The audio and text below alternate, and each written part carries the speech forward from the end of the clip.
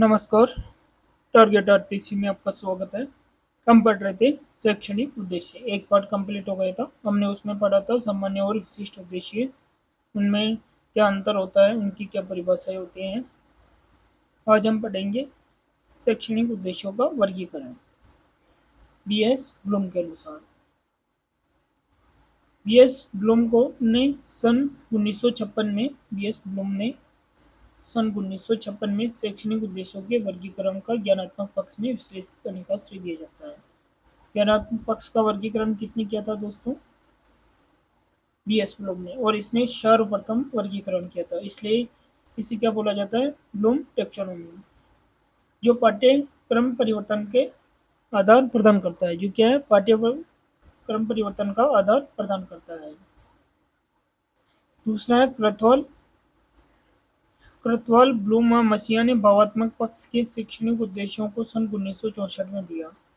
जो भावात्मक पक्ष है वो किन्होंने दिया? क्रथवाल, ब्लूम और मसीहा तीनों ने मिलकर दिया था भावात्मक पक्ष। और इस कब दिया? सन 1964 में।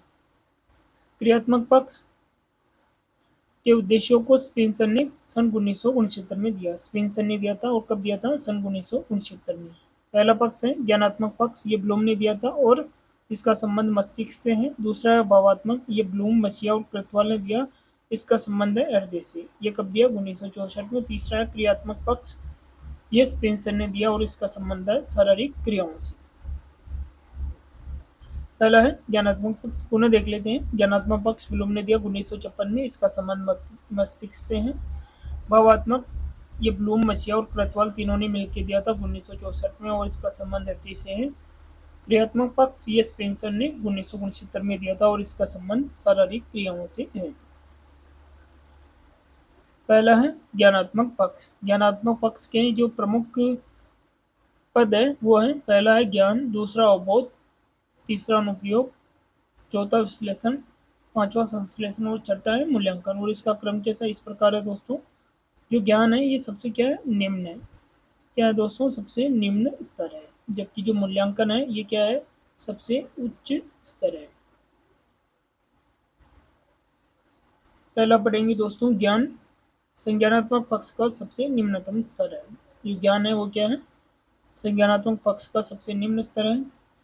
मूल मनोवैज्ञानिक प्रक्रियाएं जिन्हें प्रत्यास्मरण, पहचान, परिभाषित करना, ये सभी किसमें आती है? ज्ञान में। किसी परिभाषा का प्रत्यास्मरण करना, किसी वस्तु को पहचानना या किसी की परिभाषा देना, ये सभी ज्ञान में आते हैं। इसके अंतर्गत शब्द, संकल्पना, ये जिसे अवधारणा भी बोलते हैं, प्रक्रिया, विधि, सिद्धांत, सामान्यीकरण आदि का स्मरण नियत रहता है। स्मरण यानी याद करना।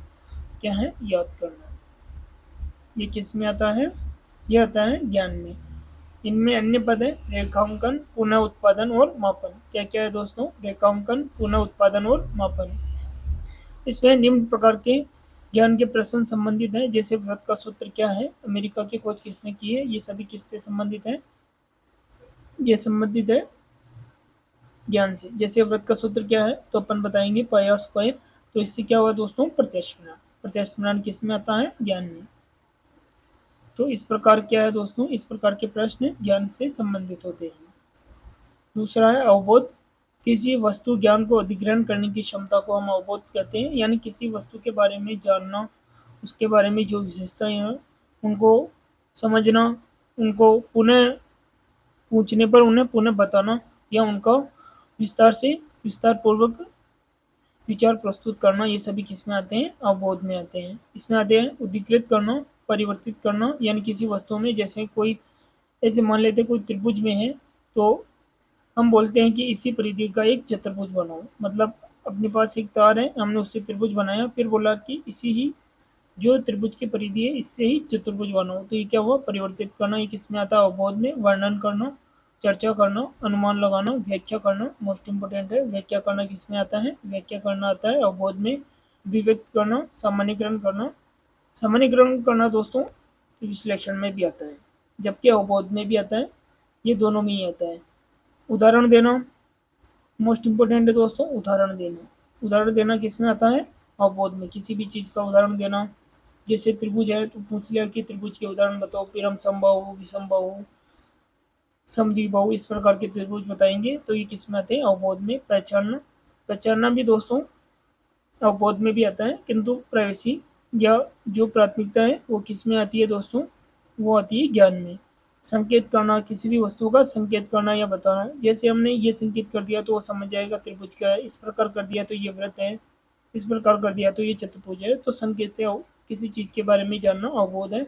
पता लगाना, अर्थ निकालना, पहचानना, रिपोर्ट करना, पुनः कथन करना अपने शब्दों में। यदि कोई किसी वस्तु की परिभाषा है तो उसे अपने शब्दों में या लैंग्वेज परिवर्तित करके बताना। जैसे कोई इंग्लिश में लिखा हुआ है उसी की व्याख्या करना, हिंदी में व्याख्या करना, यानी अपने कथनों में उसको परिभाषित करना अवबोध में आता है। समीक्षा करना, चयन करना, पता लगाना, अनुवाद करना। अनुवाद यानी दो भाषाओं का, हिंदी का अंग्रेजी में या अंग्रेजी का हिंदी में करना। और समझना, समझना यह अवबोध का ही पर्यायवाची है। ये सब किस में आते हैं, अवबोध में। बोध विद्यार्थियों को इस प्रकार से सक्षम करता है कि उसे संकेत या प्रतीकात्मक अभिव्यक्ति को शाब्दिक रूप में प्रकट कर सके तथा शाब्दिक अभिव्यक्ति को लिख सके। जैसे दोस्तों पहले हमने कोई डायग्राम बना दिया, जैसे ये हमने कोई इस प्रकार का कोई जानवर है तो उसका डायग्राम बना दिया दोस्तों। तो फिर क्या है, हम बोलेंगे कि ये कौन सा जानवर है। जैसे हमने माना कि गाय है, तो ये क्या संकेत हुआ, फिर वो अपने शब्दों में बताएगा और फिर गाय के बारे में निबंध लिखेगा। यानी सबसे पहले क्या हुआ, संकेत हुआ, फिर उसने शाब्दिक अभिव्यक्ति की और लास्ट में क्या किया, उन्होंने लिखा। हिंदी भाषा में लिखे पद्यांश को अन्य भाषा में रूपांतरित करना, हमने पहले भी पढ़ लिया था। अनुवाद करना ये अवबोध में आता है। व्याख्या या समीक्षा करना, किसी एक शब्द का हमें कोई दे दिया, जैसे भारत या राजस्थान या अजमेर या जो भी अन्य डिस्ट्रिक्ट है, जैसे जैसलमेर दे दिया, उदयपुर दे दिया, जयपुर दे दिया, कोटा दे दिया, तो इनके बारे में क्या है, व्याख्या करना या समीक्षा करना, मतलब एक शब्द की व्याख्या करना। जैसे हमें दे दिया राजस्थान, तो हम बताएंगे कि राजस्थान में कितने ज़िले हैं, कि 41 ज़िले हैं, इन ज़िलों की क्या क्या विशेषताएं हैं, क्या क्या उपनाम है, जैसे जयपुर को गुलाबी नगर बोलते हैं। तो ये सब क्या है, व्याख्या करने आ जाती है। हम उसे अपन किस प्रकार से करते हैं वो अपने ऊपर निर्भर करता है। और ये सब किस में आता है, अवबोध में। विभिन्न प्रकार के उल्लेख करना या उसके गुणधर्म या विशेषताओं के बारे में बताना, यानी लाभ हानि बताना या उसके पक्ष या विपक्ष बताना, ये भी अवबोध में आता है। बहिर्वेशन यानी कार्य विचार आदि का विस्तार करना। तीसरा अनुप्रयोग, ज्ञानात्मक पक्ष के उद्देश्यों को क्रम में व्यवस्थित करते हैं, इसे अनुप्रयोग कहा जाता है। विद्यार्थी प्राप्त ज्ञान के आधार पर समस्याओं को हल कर सकेंगे। यानी जो विद्यार्थियों के पास कोई समस्या आ गई, अगर उसका पहले ही उसे ज्ञान है तो वो क्या करेगा, उसे नवीन परिस्थितियों में उसका उपयोग कर सकेगा। जैसे उसको 2 लीटर दूध देना है और उसके पास क्या है दोस्तों, 4 लीटर का और एक 6 लीटर का मग्गा है, तो वो क्या करेगा दोस्तों, पहले 6 लीटर को भरेगा, फिर 6 में से इसमें डाल देगा 4 लीटर, और जो बचा वो क्या होगा, 2 लीटर। तो इससे क्या हो गया, 2 लीटर का मापन हो गया। यानी विद्यार्थियों के पास ज्ञान था, उसके आधार पर उसने क्या है, जो समस्या थी उसका हल कर लिया, यानी उसका नवीन परिस्थितियों में उपयोग कर लिया। उसके पास कोई 2 लीटर का मग्गा नहीं था, लेकिन उसके पास 4 और 6 का था, तो उसने उसका उपयोग करते हुए 2 लीटर का माप कर दिया। अनुप्रयोग के 3 स्तर होते हैं, सामान्यकरण, निदान और नवीन परिस्थितियों में उपयोग। सामान्यकरण यानी कोई वस्तु है तो उसके बारे में पहले हम सामान्य स्तर से ही उसकी उस समस्या को हल करना चाहेंगे। यदि वो सामान्य स्तर से नहीं होती है तो उसका निदान निकालेंगे, और फिर क्या है, निदान निकालने के बाद उसका नवीन परिस्थितियों में उपयोग करेंगे। नई समस्याओं को हल करने या ठोस स्थितियों का जवाब देने की सूचना और सामग्री का उपयोग करना, यह अवबोध में आता है। और हम क्या पढ़ रहे हैं दोस्तों, ब्लूम टैक्सोनॉमी। चौथा है विश्लेषण। विश्लेषण में आता है विभाजित करना, यानी पृथक करना, तोड़ देना। कोई एक चीज है उसको अलग अलग भागों में तोड़ देना, पृथक्करण करना, तुलना करना, निष्कर्ष निकालना, विभेदीकरण करना। दोस्तों जो ये तुलना करना है ये अवबोध में भी आता है। किसी चीज की तुलना करना अवबोध में भी आता है। विभेदीकरण करना, औचित्य करना, केस स्टडी, समूह चर्चा और समालोचना। सूत्र का निर्माण करना भी विश्लेषण में आता है। पहले उसे छोटे छोटे भागों में तोड़ा जाता है और फिर क्या किया जाता है, उसे सामूहिक रूप से प्रदर्शित किया जाता है। तो छोटे छोटे भागों में तोड़ना विश्लेषण में आता है। पांचवा है संश्लेषण करना, तर्क करना, सारांश। यानी कोई चैप्टर है उसके छोटे छोटे पैराग्राफ है, तो उन पैराग्राफों को क्या है, एक अभिव्यक्ति करना या उसको प्रस्तुत करना सारांश में आता है। वाद विवाद करना, संबंध स्थापित करना, सामान्यकरण, निबंध, रिपोर्ट, लेख, प्रपत्र और प्रस्तुतिकरण। संबंध स्थापित करने का मतलब है कि जब हम सारांश लिखेंगे, जैसे कोई चैप्टर है, तो उसमें क्या है, सभी प्रकार के पक्षों को सम्मिलित करना होगा। यानी चाहे वो किसी भी प्रकार के हो, यदि हम उसका सारांश बना रहे हैं तो उन्हें छोटे छोटे बिल्कुल छोटे पार्ट में लिखना होगा। इससे क्या है, उनमें अगर कोई 2 या 3 वस्तुओं में संबंध है या उनका कोई एक वर्ड है तो हम उस एक वर्ड को ही लिखना पसंद करेंगे, जिससे क्या है छोटे से छोटे भाग में हम उसका संश्लेषण कर सकें। सबसे लास्ट में है मूल्यांकन। ये संज्ञानात्मक पक्ष का सबसे उच्चतम स्तर है। जो मूल्यांकन है ये क्या है, संज्ञानात्मक पक्ष का सबसे उच्चतम स्तर है। मूल्यांकन मात्रात्मक में गुणात्मक होता है। दोस्तों बिल्कुल सही है। मूल्यांकन है क्या दोस्तों, मात्रात्मक एवं गुणात्मक होता है। जैसे किसी में हमने टेस्ट लिए, जैसे एक कक्षा में 2 बच्चे हैं, क्या है दोस्तों 2 बच्चे ए और बी, तो हमने क्या टेस्ट लिया, तो जो ए है उसके कितने आए 7 नंबर आए 10 में से, जबकि बी के कितने आए 4 नंबर आए 10 में से। तो ये क्या है दोस्तों, मात्रात्मक है। जब दोस्तों दोनों को कोई खेल खिलाया, जैसे हमने बैडमिंटन खिलाया, तो उसमें क्या है दोस्तों बी ने अच्छा खेला, तो ये क्या उसका गुणात्मक है कि उसे फिजिकल एक्टिविटी ज़्यादा आती है। यदि दौड़ाया या कार्य करवाया तो कार्य करवाने में क्या है बी निपुण है, जबकि ये नहीं है, जबकि ये पढ़ने में निपुण है। तो मूल्यांकन क्या है, मात्रात्मक और गुणात्मक दोनों हो सकता है। मूल्यांकन निश्चित मापदंडों के आधार पर किया जाता है। ये बिल्कुल सही बात है दोस्तों, निश्चित मापदंड होते हैं। जैसे दोस्तों कोई 10th क्लास है, तो यदि यदि उसका मूल्यांकन करना है तो उसी पाठ्यक्रम से ही करना होगा, या उनके जो 10th क्लास का अकॉर्डिंग ही उनका मूल्यांकन करना होगा, और उनके अकॉर्डिंग ही उनके मापदंड बनाए जाते हैं कि केवल इनके ही पाठ्यक्रम से प्रश्न पूछे जाएंगे। निर्णय लेना, आलोचना करना, प्रतिवाद करना और कमी खोजना, ये मूल्यांकन के पक्ष है। दोस्तों ये ब्लूम टैक्सोनॉमी कंप्लीट हुई। जो ब्लूम टैक्सोनॉमी का संज्ञानात्मक पक्ष था वो कंप्लीट हुआ। अब है भावात्मक पक्ष। भावात्मक पक्ष में क्या क्या है दोस्तों, आग्रहण, अनुक्रिया, अनुमूल्यन, प्रतिकरण, व्यवस्थापन और चरित्र निर्माण। दोस्तों इसका क्रम मोस्ट इंपोर्टेंट है, क्रम याद रखना है अपन को। आग्रहण सर्वप्रथम क्या है दोस्तों, आग्रहण अपन क्या है आग्रह करेंगे किसी से कि आप चलिए, अपन किसी को बोलेंगे कि आप चलिए, तो क्या है आग्रह करने से क्या वो अनुक्रिया करेगा, यानी अनुक्रिया करके मतलब वो चलेगा, क्रिया करेगा। फिर मूल्यांकन करेगा, फिर प्रतिक्रमण करेगा, फिर सबसे लास्ट में क्या होगा व्यवस्थापन होगा, और बाद में सबसे अंत में क्या होगा दोस्तों, वो अपने चरित्र को परखेगा। ये याद करने की ट्रिक है। इनमें क्या है ए, मतलब तीनों में ही ये आ रहा है दोस्तों, तो ये याद रखने की ट्रिक है। आग्रहण, अनुक्रिया, अनुमूल्यन, प्रतिकरण, व्यवस्थापन और चरित्र निर्माण। चरित्र निर्माण किससे संबंधित है, भावात्मक पक्ष से, और ये सबसे उच्चतम स्तर है। भावात्मक पक्ष का सबसे निम्नतम स्तर है आग्रहण। दोस्तों इसका क्रम ही पूछा जाता है, तो पुनः देख लेते हैं।